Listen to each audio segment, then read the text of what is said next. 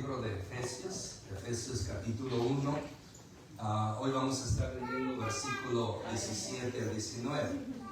Efesios capítulo 1, versículo 17 al 19. Leyendo el versículo 17 dice así la palabra de Dios: para que el Dios de nuestro Señor Jesucristo, el Padre de gloria, os dé espíritu de sabiduría y de revelación en el conocimiento de Él.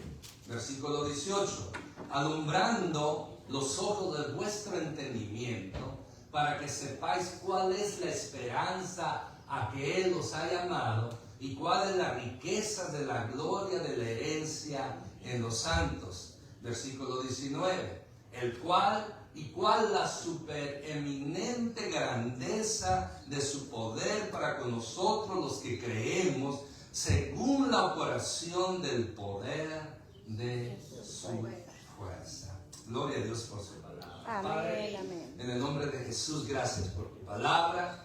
Habla en nuestras vidas y gracias por el privilegio que nos das de predicarla. En el nombre de Jesús oramos. Amén. Amén. Pueden tomar su asiento. La semana pasada comenzamos este tema, un modelo apostólico de oración. Hoy seguimos con la segunda parte.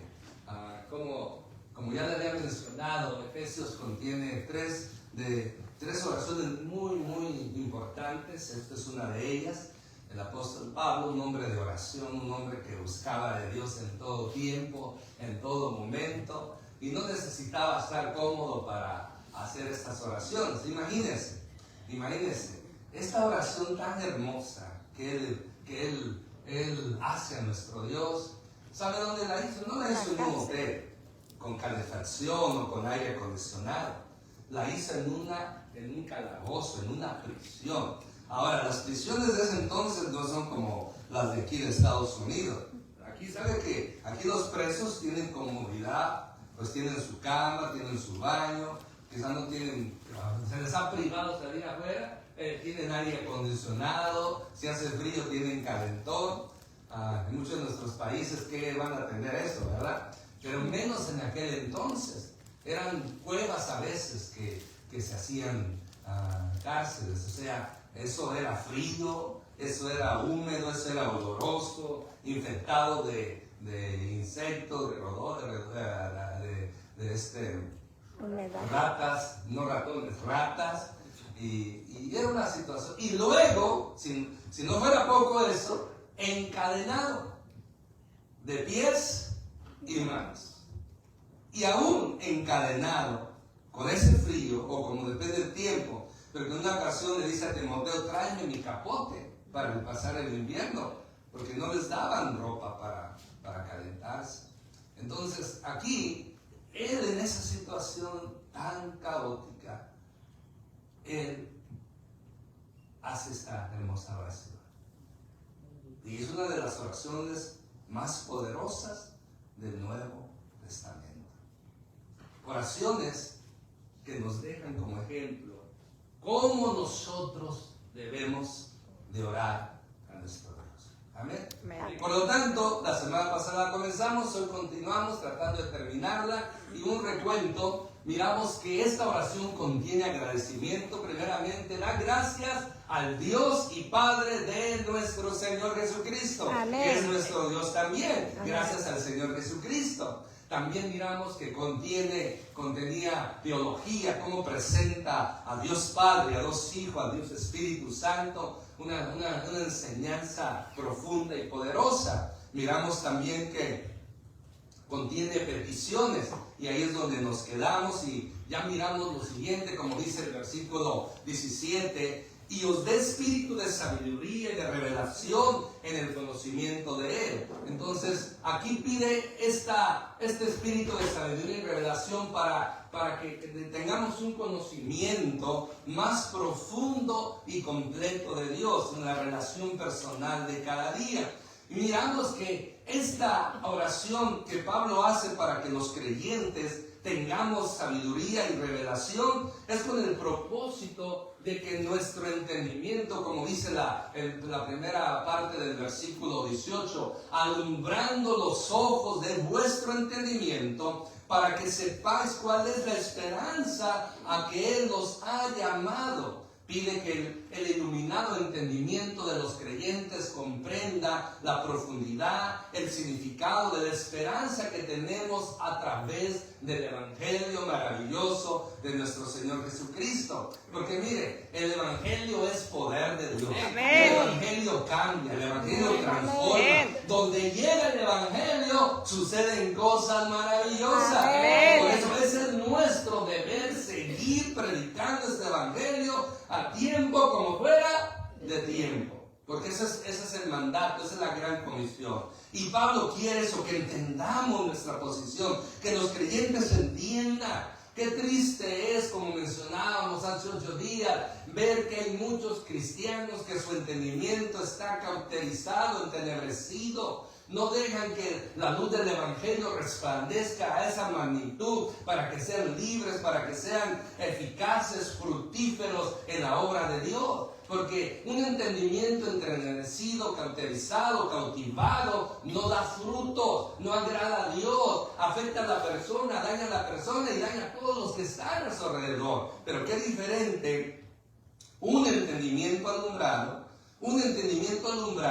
lleno de sabiduría, de la revelación de la palabra de Dios, nos ayuda a conocer mejor cuál es la esperanza, que tenemos una esperanza. Dios nos ha llamado a salvación, Dios nos ha llamado a servirle y Dios nos ha llamado un día a una invitación maravillosa que se llaman las bodas del Cordero. Amén. Esa va a ser la mejor boda que vamos a atender. Hoy en día, ¿cuánta gente gasta dinero en montones para celebrar bodas, quinceañeras y otras cosas que hacen, cumpleaños? Hay gente que, como decimos, tiran la casa por la ventana. Yo me acuerdo de unos jóvenes que se casaron aquí, que no sé cómo lo hicieron, creo que una herencia, algo, gastaron $30,000 para la boda. Y estamos hablando hace de 15 años, que 30,000 hace 15 años era más que hoy en día. Ya ven por lo que sucede, que el dinero va devaluándose. Por eso, lo que antes usted necesitaba para vivir al mes en 15 años ya no es el mismo. Yo digo, ¿se acuerdan que hablé del $1,000,000? Que con $1,000,000 podemos vivir 20 años. No, pero me equivoqué. Ahorita, con lo que es $1,000,000, digamos, ¿cuánto tiene que ser para vivir 20 años? ¿Cuánto al mes? 50,000 al año. ¿Ok? Entonces, ahorita puede ser que usted necesite 50,000 para este presente, pero en 10 años ya no va a necesitar 50,000. ¿Va a necesitar cuánto? Quizás 60 o 70, porque va devaluando el dinero. Entonces, necesitamos. Entonces, pídale al Señor de una vez 2 millones porque se va devaluando el asunto. El punto es que entonces no debemos nosotros de olvidar que Dios es el que bendice, que Dios es el que nos ayuda, pero es importante, ¿verdad?, tener el entendimiento bien alumbrado. ¿Alumbrado cómo? Por la palabra de Dios, porque la palabra de Dios es lámpara y luz a nuestro caminar. Nos dice el Salmo 119, versículo 105. Pero bueno, vamos a seguir adelante. Miren, como dice este versículo en Colosenses 1:12, con gozo, dando gracias al Padre que nos hizo aptos para participar de la herencia de los santos en luz. Nosotros somos santos y estamos en la luz, en el reino de la luz. ¿Quién es el rey de la luz? Jesucristo. Porque él mismo dijo, yo soy la luz del mundo. Y nos habla que nosotros tenemos que tener esa luz. Pero mire, aquí habla otra vez, que nos ha dado ese gozo, ese privilegio de participar. ¿Participar de qué? Una herencia. Una herencia. ¿Cuál es esa herencia? Las herencias, recuerde, que se obtienen después de que muere el que la otorga. Un testamento se use, reparte, se lee cuando muere el testador. ¿Es correcto? Hay gente que pide herencia en vida, pero regularmente una herencia usted la tiene cuando la persona que se la dejó se muere. Mire, ahora nosotros ya tenemos una herencia. Ya tenemos una herencia. Y esa herencia se va a cumplir, la vamos a poseer en el futuro, en las bodas del Cordero, volviendo a las fiestas. Las cenas, las bodas del Cordero va a ser la fiesta más maravillosa. Esa es nuestra esperanza. Llegar a las bodas del Cordero. Amén, amén. ¿Y sabe por qué vamos a ser nosotros especiales ahí? Porque nosotros vamos a ser la novia. Bueno, ahorita somos la novia.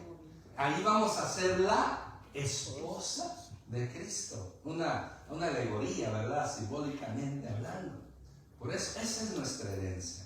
Por lo tanto, ahora, continuando en el versículo, nos dice, ¿y cuál? Nos sigue diciendo el versículo, nombrándolo sobre el entretenimiento para que sepáis cuál es la esperanza a la que Él nos ha llamado, y cuáles las riquezas de la gloria de la herencia en los santos. Pide una vez más que el iluminado entendimiento de los creyentes comprendan cuáles son esas riquezas de la herencia de Cristo Jesús. Las riquezas. Recuerde, aunque Dios es el dueño del oro y la plata, no está hablando de esas riquezas. Oramos que conforme las riquezas en gloria Dios nos bendice. Pero aquí estamos hablando de las riquezas espirituales, las riquezas que Dios tiene reservadas para los suyos en un futuro. Nos dice una vez más, volviendo al capítulo 1, en este mismo capítulo, versículo 11, en Él asimismo tuvimos herencia, habiendo sido predestinados conforme al propósito de aquel que hace todas las cosas según el designio de su voluntad. Esa herencia es predestinada. Esa herencia fue preplaneada antes de la fundación del mundo, antes del principio. ¿Cuál es esa herencia? Una herencia que vamos a poder palpar en el cielo. Esa es la meta final. Ahí es donde. Y hoy en día tenemos riquezas espirituales, como el amor, la gracia, la bondad, la misericordia, la fidelidad, y hay una lista enorme de ellos. Pero continuamos en esta petición, en esta oración. ¿Y cuál la supereminente grandeza de su poder para con nosotros los que creemos según la operación del poder de su fuerza? Mire, aquí comprender más del gran poder de Dios que actúa en la historia. Hay una palabra muy fuerte, muy bonita, esa palabra supereminente. Supereminente es lo que dice. Super, o sea, hay lo que se llama, yo creo que está compuesta de dos palabras, super y eminente. ¿Qué es eminente? Algo eminente, algo que viene, algo que va a suceder, o algo que puede estar sucediendo o que va a suceder. Se puede aplicar tanto el presente como el futuro. Ahora, esto eminente no es cualquier cosa, es súper. O sea, la palabra súper le da más calidad, más poder a esta palabra. Ahora, la supereminente grandeza, ¿de qué? De su poder. ¿De quién está hablando? Acuérdense, ¿de qué poder? ¿De quién? De Dios Padre, de Dios Padre, su poder. ¿Para quiénes? Para nosotros, y no cualquiera, aquellos que creen en Jesucristo. Amén, amén. Según establece la operación del poder, de la fuerza de Dios. O sea, es algo que se realiza. Una operación es como una misión, algo que se desarrolla, algo que se planea y se ejecuta para llevar para un fin. Pues esta operación de Dios, usando su poder, usando su fuerza, está en acción para beneficio del creyente. Por eso Pablo ora que entendamos esto, que entendamos que Dios con su supereminente grandeza, o sea, el poder supereminente de Dios, el poder que se manifiesta presente, futuro y se ha manifestado en el pasado, o que se ha manifestado a través de la historia del ser humano. ¿Qué cree que fue lo que mandó las plagas a Israel? Fue el poder de la fuerza de Dios. ¿Qué cree que fue lo que abrió el mar rojo? Fue el poder de la fuerza de Dios. ¿Quién cree que abrió el Jordán? Fue el poder de la fuerza de Dios. ¿Qué fue lo que hizo que descendiera fuego del cielo cuando Elías clamó a Jehová y consumiera el holocausto? El poder de la fuerza de Dios. ¿Quién cree que con qué era que Jesús hacía milagros? Con el poder de la fuerza de Dios. Y aquí es donde viene ahora, después de petición, nos enseña lo valioso que es la doctrina, lo valioso que es la enseñanza bíblica. Por lo tanto, contiene doctrina. Nos dice el versículo 19, el cual, y bueno, otra vez el mismo versículo, del cual la supereminente grandeza de su poder para con nosotros los que creemos, según la operación del poder de su fuerza, nos enseña aquí este mismo versículo, la doctrina del Dios que actúa poderosamente en el mundo, la soberanía divina, el poder, el control absoluto que Dios tiene sobre la historia del ser humano. O sea, la historia del ser humano no es casualidad lo que está pasando. La historia del ser humano se va desarrollando día tras día, pero siempre hay alguien que está vigilando y que se cumple exactamente como Él lo ha planeado. Amén. Y ese es el Padre.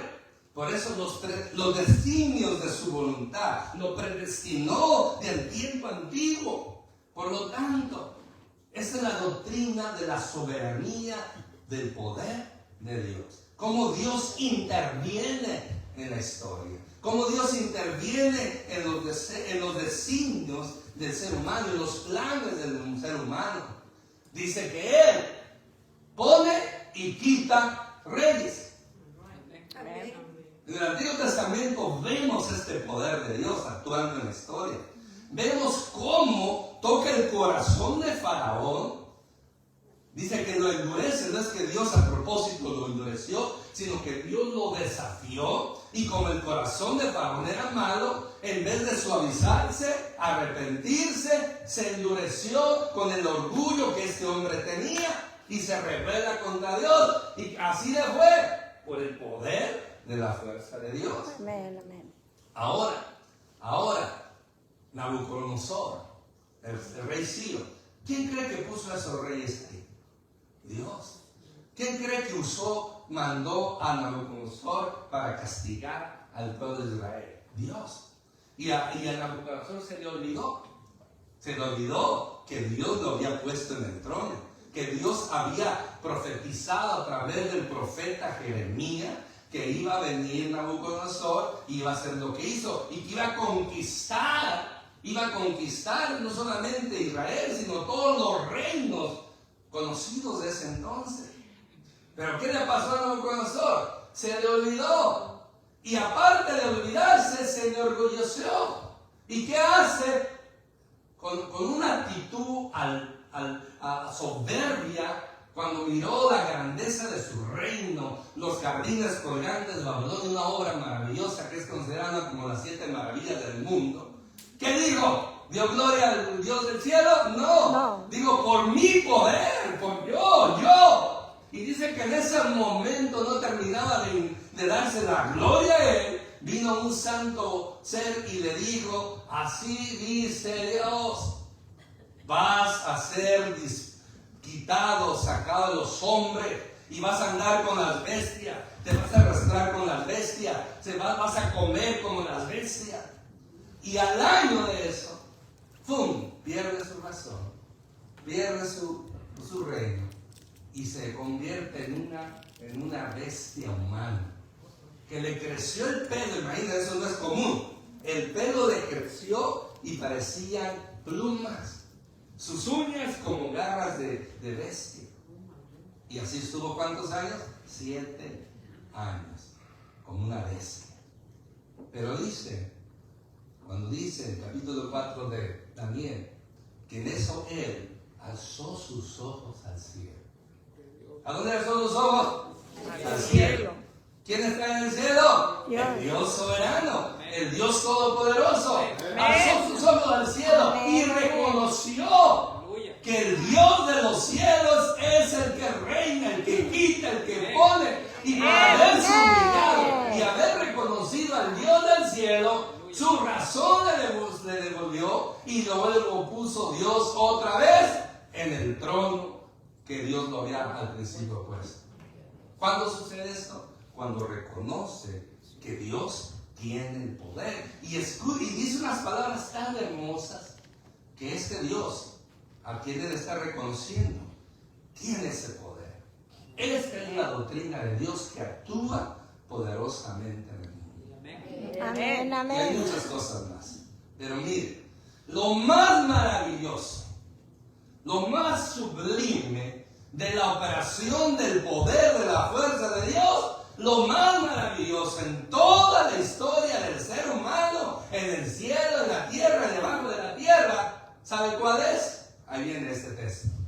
La cual operó en Cristo resucitándolo de los muertos. Aleluya. Aquí encontramos la doctrina de la resurrección de nuestro Señor Jesucristo. Es algo maravilloso. Y no solamente es maravilloso este poder manifiesto de Dios, sino que es uno de los milagros, una de las operaciones del poder de la fuerza de Dios que nos vino a beneficiar a nosotros, Amén. a todos los creyentes. Amén, amén. ¿Cómo nos vino a beneficiar? Porque a través de la resurrección hay esperanza. Amén. Amén. Si Jesús no hubiera resucitado, en vano hubiera sido su sacrificio. Era necesario que resucitase. Por eso, los dos pilares, los dos eventos más significantes y poderosos de la historia cristiana, del cristianismo, es el nacimiento de Cristo y la resurrección. Amén. Es este poder de Dios, este gran poder de Dios, esta fuerza de Dios, esta super inmanente grandeza del poder de Dios, resucita a Jesucristo. Resucita al Señor Jesús, venciendo a la muerte. Y no solamente a la muerte, venciendo a Satanás, venciendo y quitándole la autoridad del infierno y de todo lo que el diablo había usurpado, quitándole el derecho a Adán y a Eva. La resurrección vino a marcar un capítulo nuevo en la historia, como vuelvo a repetir, que es una bendición para los que hemos recibido a Cristo como Señor y Salvador. Amén, amén. El diablo creía que al matar a Jesús se acababa el plan de Dios. Mire, dicen que el diablo es sabio, ¿verdad? Que es inteligente. Hay dichos ahí que el diablo que por viejo es diablo, ¿verdad? Los dichos que dicen. Pero el diablo sabe que también es medio menso. Qué bueno. Este menso. ¿Sabe por qué es medio menso, tarado, como le quiera decir? Porque no entiende el plan divino. Sabe de lo que Dios quería hacer, pero no lo entendió. Porque él creyó que al matar a Jesús se acababa el plan de Dios. El diablo entendió las profecías de que venía el Hijo de Dios, su creador, a redimir a la humanidad, pero él quiso evitarlo y desde que nació lo quiso matar. ¿Se acuerda? Desde el bebé lo quiso matar a través de Herodes. No lo logró. Y después quiso tentarlo para que fallara y cayera y se rompiese el plan de Dios. Y no pudo tampoco. Porque Jesús le dijo, escrito está, al Señor tu Dios adorarás y a Él solo servirás. Amén. Entonces le quedaba otra opción. matarlo. Porque ¿qué creen que fue el que esas turbas, esa gente gritaban crucifíquele, crucifíquele? Era el diablo influenciando en la gente, influenciando en Pilato, en Herodes, principalmente en el sumo sacerdote, en los líderes religiosos, principalmente él influenció en ellos, porque el plan de Satanás era matar a Jesús y así se terminaba el plan divino. Ahí es donde digo que no supo, no entendió que la profecía decía que tenía que resucitar al tercer día. Y Jesús lo dijo, es necesario que esté 3 días bajo la tierra, pero después me voy a levantar. Él lo profetizó, pero el diablo, como cualquier seguidor de él, estaban cegados, no entendió eso y lo mató creyendo que iba a detener el plan divino.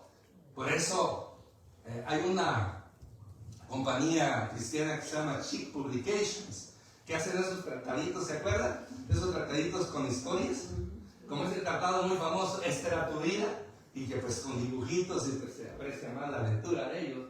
Ellos hicieron un manual, me acuerdo, ya no lo he encontrado, pero tiene la historia de Génesis hasta el final, y ellos narran, dramatizan en sus dibujitos de que cuando Jesús muere en la cruz, el diablo y sus demonios hicieron fiesta. Se reunieron en un lugar allá en Jerusalén, empezaron a tomar, ahí los ven que andan fumando, tomando los demonios, ahí, bueno, dramatizando, ¿no? Y andan felices, Satanás está en su trono feliz, porque ya el plan de Dios se neutralizó, ya no hay esperanza para el ser humano, y él sigue teniendo el poder de la muerte y del Hades, y está feliz. Pero en ese momento, en esos dibujitos, y también el hermano Carman hace una ilustración cuando él hacía sus cantos, ¿verdad?, dramatizados, empieza a temblar,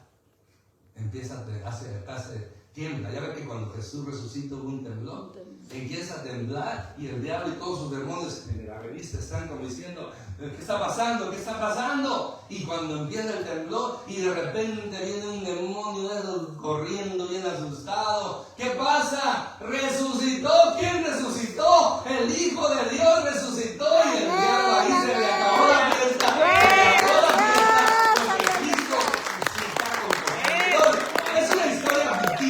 Pero en cierta manera el reino de Satanás sufrió derrota cuando Cristo resucitó. Amén. Y se cumplió la profecía que decía que la serpiente iba a morder a la simiente, a la descendencia santa de la mujer en el calcañar. Y eso sucede cuando Jesús muere, es cuando Satanás muerde su calcañar matándolo. Pero él creyó que ya estaba victorioso, pero se olvidó que decía la profecía que la serpiente iba a morder en el calcañar a la simiente de la mujer, que era Cristo, a la simiente santa. Se olvidó que decía, pero que esta, o sea, la descendencia de la mujer, o sea, Cristo, le iba a aplastar la cabeza. Amén. Y cuando Cristo resucita, le aplasta la cabeza a Satanás. ¿Y sabe qué? Desde entonces Satanás está bajo los pies de Jesucristo. Amén. Y ahí no se puede levantar porque Él tiene. Por eso Él cuando resucita dice, tengo el poder de las llaves del Hades y de la muerte y del infierno.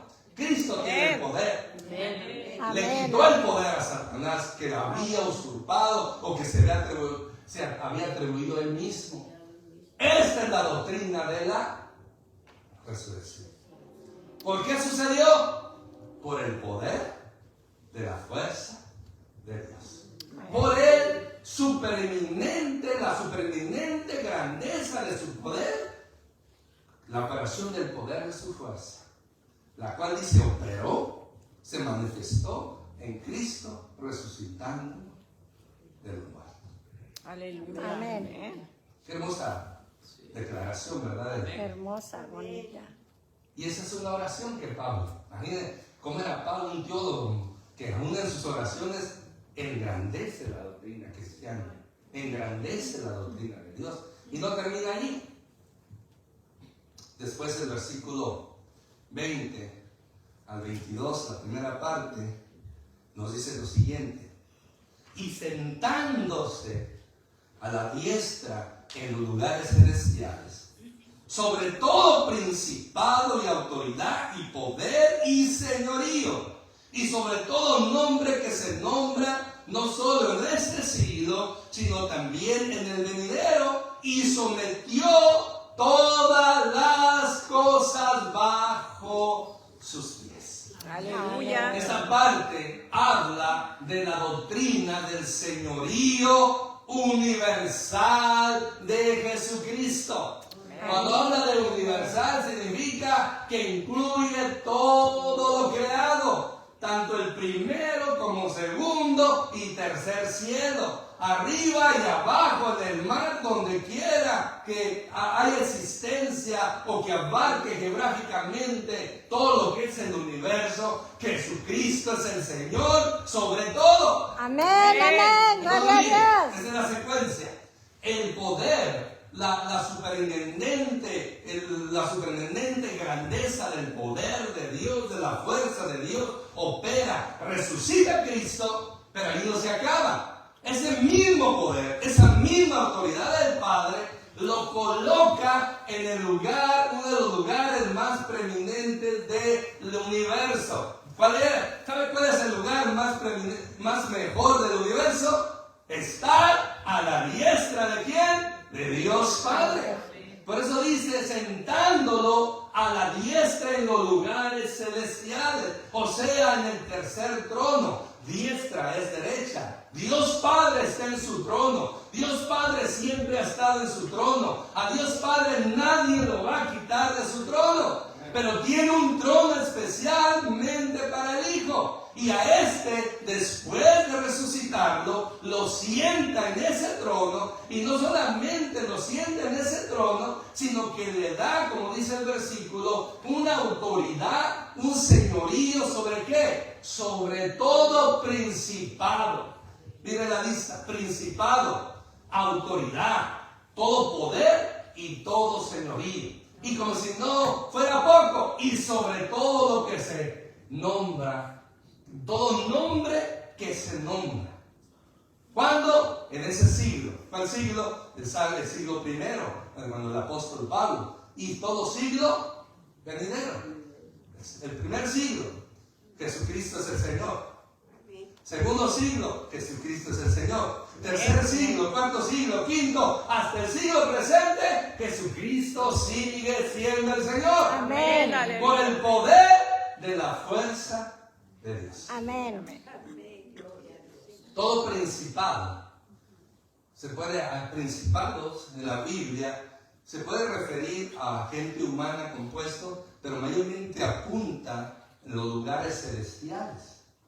En los lugares donde en lo sobrenatural, en el reino sobrenatural que nosotros no podemos ver. Hay un reino sobrenatural alrededor de nosotros. Es el reino donde Dios opera, los ángeles operan, también Satanás opera y los demonios. Ahora, principados, ahí es la jerarquía celestial o demoníaca que existe en el reino espiritual.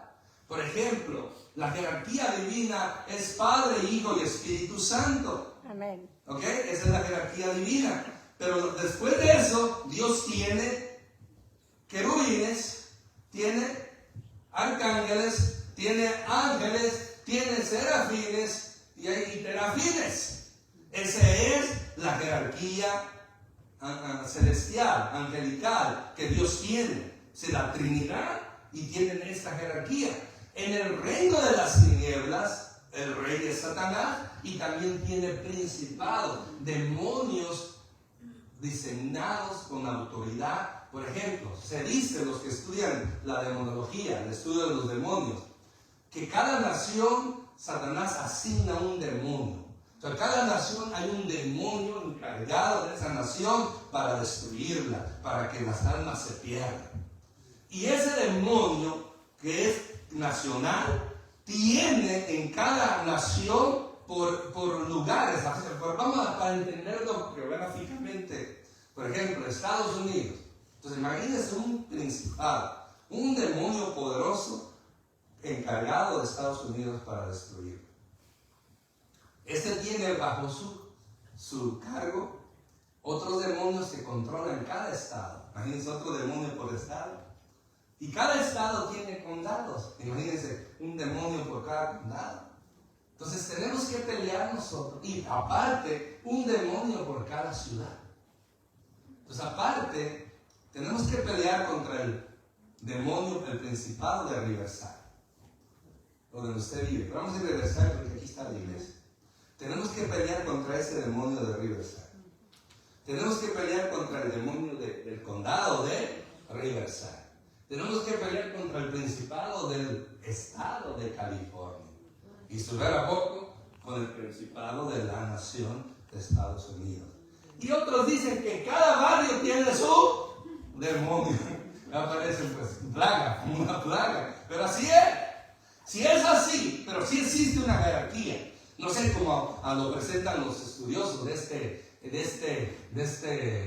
estudio de la demonología, o del estudio de los demonios. Pero sí hay principados. Entonces, Cristo cuando resucita, Dios lo coloca a su derecha, le da autoridad sobre todo, ¿qué? Principados. Ángeles como demonios. Y no solamente principados, todo lo que tenga autoridad, todo lo que tenga poder, todo lo que tenga señorío, todo lo que tenga, dice, nombre que se nombra de este siglo y para siempre. Ese es el papel de la doctrina, el papel de nuestro Señor Jesucristo. Y Pablo en esta oración enfatiza el señorío universal de Jesucristo. Amén. Jesucristo es el Señor. Amén. Amén. Mi esposa leía Filipenses capítulo 2, del 5 hasta el 11, 12. Nos presenta la humillación, cómo Él se humilló. Que Pablo nos dice que tengamos ese mismo sentir de humillarnos con Cristo. Se humilló hasta lo sumo. Imaginen, dejar su gloria para encarnarse en carne y hueso como usted y como yo. Y estar limitado y sufrir lo que es ser humano. Él tenía hambre, él se cansaba, él se entristecía, porque ese era ser humano, semejante a nosotros, no menos que nosotros, semejante, por eso él se cansaba. Hoy leía en mi devocional, cuando el capítulo 4 de Juan, y dice que después salió de Galilea, donde hizo un milagro, y siguió caminando para ir a este lugar, y antes de ir a Galilea, y tuvo que pasar por Samaria. Y como estuvo cansado, se detuvo a descansar en el pozo de Jacob. ¿Se acuerdan la historia? Se cansaba. Eso es humillarse hasta lo sumo. Dice que descendió a las partes más bajas de la tierra, no al infierno, sino a este estado de ser humano. Eso es lo más bajo, que Dios se humille de esa manera. El Hijo lo hizo. ¿Pero qué causó esto? Dice, por lo cual, dice, después cuando habla de la humillación de Cristo, por lo cual Dios, ¿qué hizo Dios? ¿Qué hizo Dios con Jesús? Lo exaltó, ¿hasta dónde? Hasta lo sumo. O sea, lo exaltó sobre todo y le dio un nombre que es sobre todo nombre. ¿Para qué? ¿Qué más? Para que toda rodilla se doble ante Él y toda lengua confiese que Jesucristo es el Señor, para gloria de ¿quién? De Dios Padre. Jesucristo es el Señor y a Dios sea la gloria por ello. Dios lo levantó así, Dios lo puso así, y nosotros tenemos el privilegio, mi hermano, mi hermana, de servir a Jesucristo, que es el Señor de todo el universo. ¡Aleluya! Ese es un privilegio. Gloria a Dios. Hay que usar ese privilegio. ¿Para qué? Pues para ser mejores hijos de Dios, para servirle mejor y para hacer su voluntad. Porque ese es el plan de Dios. Por lo tanto, Y sigue diciendo la Escritura, miren, no hemos terminado. No solo en este siglo, sino también en el dinero. Y miren lo que dice, y sometió. ¿Algunas cosas? Todas. ¿Qué? Todas. Diga conmigo, todas. Todas. Todas las cosas. No hay nada que esté bajo los pies de Jesucristo. No hay nada que se escape a su señorío, a su poder. Y aquí es donde sigue añadiendo esta doctrina, de esta oración de la doctrina de Cristo. Y le dio y lo dio por cabeza sobre todas las cosas a la iglesia. ¿Quién se beneficia del señorío de Cristo? La iglesia. ¿Quién es la iglesia? Nosotros somos la iglesia. Los que hemos aceptado a Jesucristo como Señor, lo hemos confesado como Señor, somos la iglesia de Cristo. Y aquí nos presenta la doctrina del señorío especial de Jesucristo, es que Él es la cabeza de la iglesia. ¿Quién es la cabeza de la iglesia? Jesucristo. ¿Quién es el que manda en la iglesia? Jesucristo. ¿Quién es el Señor de la iglesia? Jesucristo. Entonces, ¿por qué hay hombres y mujeres que se creen señores de la iglesia? Se creen señores de la denominación. Ya ve, la iglesia tradicional, católica, apóstata, y ¿sabe qué tanto más les dicen? Ellos se creen la cabeza, que el Papa es Dios en la tierra, que su señorío es universal. Nada. Él nada más gobierna en el Vaticano y en todos los católicos que creen en Él. Pero Él no es más que un mortal como usted y como yo, y quizás peor que usted y que yo. Por tanto pecado, tanto engaño, tanta política, tanto ocultismo que esa iglesia ha cometido a través de los años, asesinatos, robos.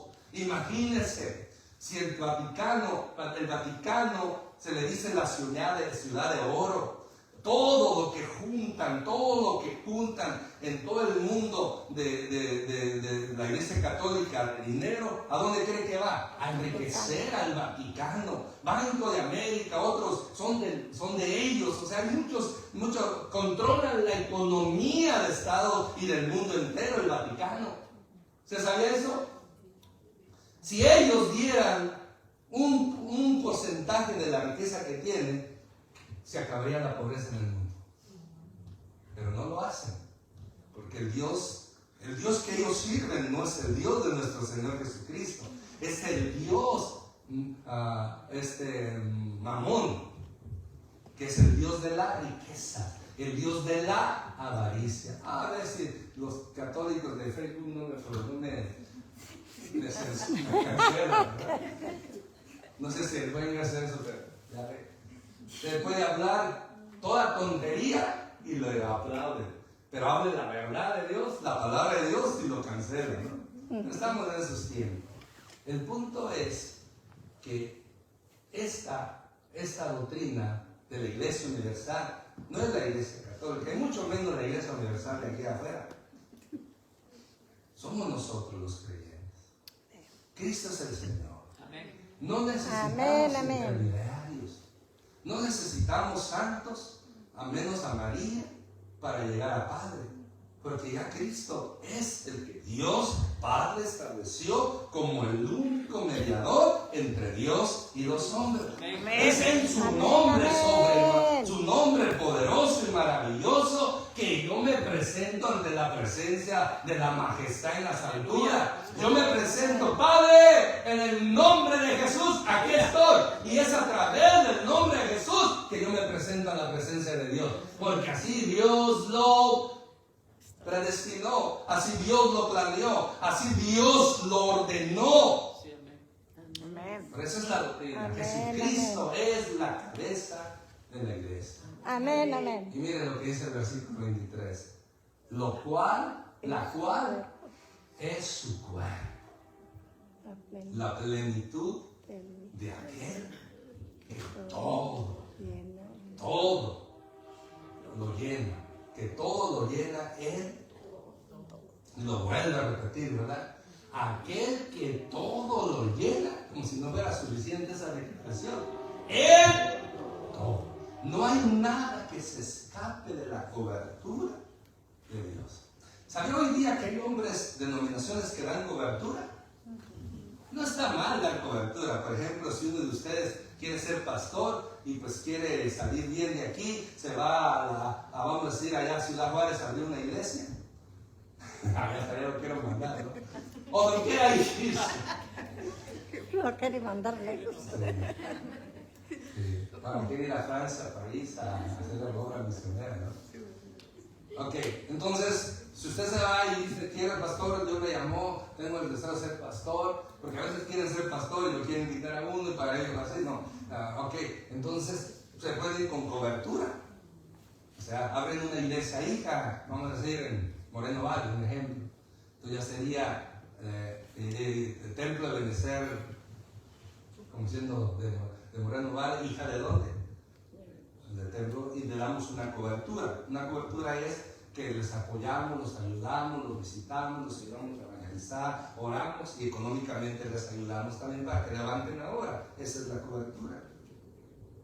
Eso es sano, eso es correcto. Pero hay movimientos que ofrecen cobertura, pero en vez de que ellos te den a ti, usted tiene que darles a ellos. O sea, yo le doy a la cobertura a una iglesia hija, o digamos si llega un hermano y dice, pastor, tengo una horita allá, quisiera que ustedes nos dieran cobertura. Entonces, como ya al darle cobertura, somos madre adoptiva de esa obra y les ayudamos. Pero no, estos grupos, estas denominaciones o estos personajes no dan cobertura, pero usted tiene que pagarles una membresía. Y depende cuánto sea lo mensual que le mande, así va a ser más sus beneficios. Es como el AAA, ¿verdad? Que si tiene el básico, nomás llega a la burro y lo puede llevar a 12 millas. ¿Sí sabe eso, verdad? Yo no sabía. Una vez cuando mi carro rojo se dañó, ya habló una historia, pues yo tengo AAA y pago cierta cantidad. Y me dice, ¿sabe qué? Nomás puedo llevarla a 12 millas, o sea, de mi casa aquí. Pero yo quería llevarlo con el hermano José, ya tuve que es otras como 5 millas, entonces no podemos llevar, pero tiene que pagar, me costó $60 esa extra milla, ¿no? Ahora, si dice, si quiere 100 millas, tiene que pagar esta membresía. Y si quiere ilimitado, tiene que agarrar esta membresía. Oh, interesante. Pues estas iglesias, denominaciones o personas, así hacen. Si quieres que oremos un minuto por ti, esto es lo que cuesta. Si quieres 5 minutos, esto es lo que cuesta. Y depende de la bendición de oración, así tiene que ser, hermano. Por ejemplo, orar por su hija, por su nieta. Porque le van a poner el precio, depende de la gravedad. Vamos a decir, yo le tengo que cobrar más a usted que a la hermana Alma. Porque la hermana Alma va de viaje, va de paseo. Va a ser la obra de Dios. Pero su hija, entonces a usted tendría que cobrarle más porque la oración es más fuerte, hay que orar más, hay que gritar más, quizás. Como que si Dios estuviera sordo, ¿no? Entonces, estos personajes dan esa cobertura por dinero. Y más si es el título, el del pastor o del encargado. Depende de su título, también sube. Si haces un pastor como yo, humilde, sencillo, no es tanto. Pero si es un profeta, cuesta más. Si es un apóstol, cuesta más. Si es un patriarca, cuesta más. Si es un querubín, porque hay querubines también, cuesta mucho más. Imagínense. Ahora, ¿por qué estoy diciendo tanto disparatijo? Para enfatizar esto. Que yo no necesito ninguna cobertura y mucho menos pagar de esta gente. ¿Por qué? Porque ya tengo la cobertura de Jesucristo. Amén. Ya tengo la cobertura de Dios. Porque dice aquí, el cual es su cuerpo, la plenitud de aquel que todo lo llena en todo. Aleluya. Con Jesucristo Jesucristo me basta. Con Jesucristo estoy seguro. Con Jesucristo estoy cubierto. Con Jesucristo estoy bendecido. Con Jesucristo no me hace falta nada. Amén. Amén. Por eso busque siempre la cobertura divina, no la del humano, del hombre. Porque me acuerdo de un pastor que llega, no, pero yo tengo la cobertura de Guillermo Maldonado. ¿Es Guillermo Maldonado? ¿Es Guillermo Maldonado? Sí. Así, no, que es de mi padre espiritual, y tengo que mandarle, no sé cuánto le manda al mes, porque pues nomás para que él ore por ellos. Le oye por ellos. Y yo, porque no soy malo, mi hermano, yo no soy malo. Quizás parezco que soy malo a veces, pero no soy malo. Ni me gusta hacer sufrir a la gente o recalcarles. Mire, porque malo es cuando alguien tiene una herida y usted en vez de ayudarle a sanar le echa sal o le echa limón. Eso es ser malo. Entonces, llega este pastor al año siguiente. Este señor Maldonado se divorció de la esposa. Ella se fue por un lado, se llevó la mitad de los 100 millones que tenía él.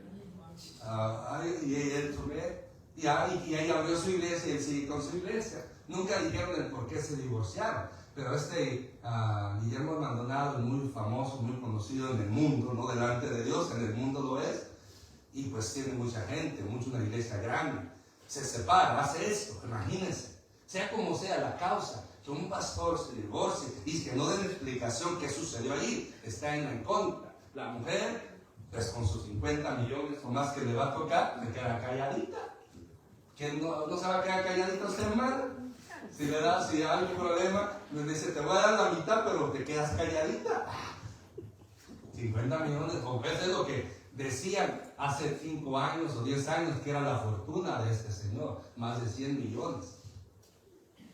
Más de 100 millones de dólares. El punto es de que ese pastor llega el siguiente año, se divorcia, eso fue